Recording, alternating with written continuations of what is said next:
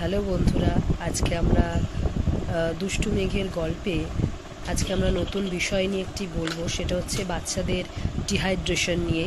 বাচ্চাদের আমরা কিভাবে হাইড্রেটেড রাখবো, সেটা হচ্ছে বাচ্চাদের প্রচুর গরম যেহেতু পড়েছে, সেই জন্য বাচ্চাদের আমরা তাদের বয়স অনুযায়ী তাদের আমরা জল খাওয়াবো। সেটা আমাদের বোতলে মেনটেন করে আমাদের খাওয়াতে হবে। যদিও বাচ্চারা এখন খেতে চায় না, মেঘও খেতে চায় না, কিন্তু আমাদেরকে জল খাওয়াতে হবে।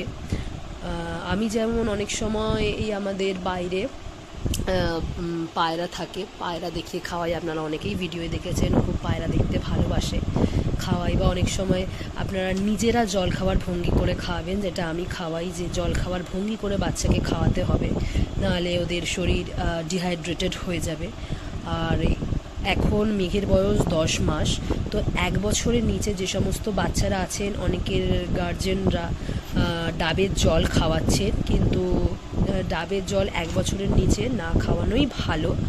তো যদি একান্ত খাওয়াতেই হয় তো মেজারমেন্ট করে খুবই অল্প পরিমাণে তাদের খাওয়াবেন, খুবই অল্প পরিমাণে, মানে 1/2 কাপ খাওয়ালেও হবে।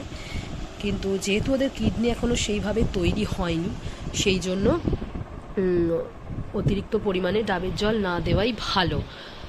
আর ওদের কন্টিনিউ ডাইপার পরিয়ে রাখবেন না এই গরমে। তো টয়লেট করাবেন, টয়লেট চেক করবেন যে ওরা ইয়েলোইশ কালারের টয়লেট করছে কিনা, তাহলেই বুঝবেন যে ওনার বাচ্চাদের শরীর ডিহাইড্রেটেড আছে। তো জল খাওয়াবেন অতিরিক্ত পরিমাণে, তাহলে ওদের শরীর হাইড্রেটেড থাকবে। দেখছেন মেঘ কেমন চলে আসছে। হ্যাঁ, তোমাকে নিয়ে ভিডিও হচ্ছে, তোমাকে নিয়ে ভিডিও হচ্ছে। ও আসলে একটু চঞ্চল ছেলে, কিন্তু ভিডিওতে চুপচাপ থাকে, কিন্তু ফোন দেখলে ও ঠিক সামনে চলে আসে। সে ফটো তুলি বা ভিডিও করি, তবে ওকেও জল খাওয়ানো হয়। বসো বাবা, বসো। হ্যাঁ, ওকেও জল খাওয়ানো হয়। আর অবশ্যই বাচ্চারা যখন, যে কোনো বাচ্চা, এ নাও মেঘ একটু জল খেয়ে নাও তো। হ্যাঁ, ভিডিওটা মাঝখানে বন্ধ করা হয়েছিল, কারণ ও এতটাই খেলতে ব্যস্ত ছিল যে ভিডিওতে কোনো রেসপন্ড করছিল না, সেই জন্য আবার নতুন করে করা হচ্ছে।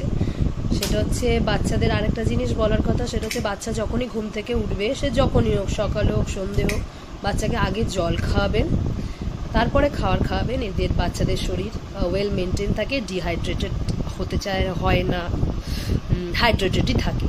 তো এই কটা জিনিস একটু মেনটেন করলেই বাচ্চারা এই গরমে স্বস্তি পাবে এবং হাইড্রেটেড থাকবে। আর একটু টাটা করে দাও সবাইকে, টাটা টাটা টাটা। ও খুব পছন্দ করে টাটা করতে। তো আপনারাও বাচ্চাদেরকে এইভাবে এই গরমে হাইড্রেটেড রাখুন।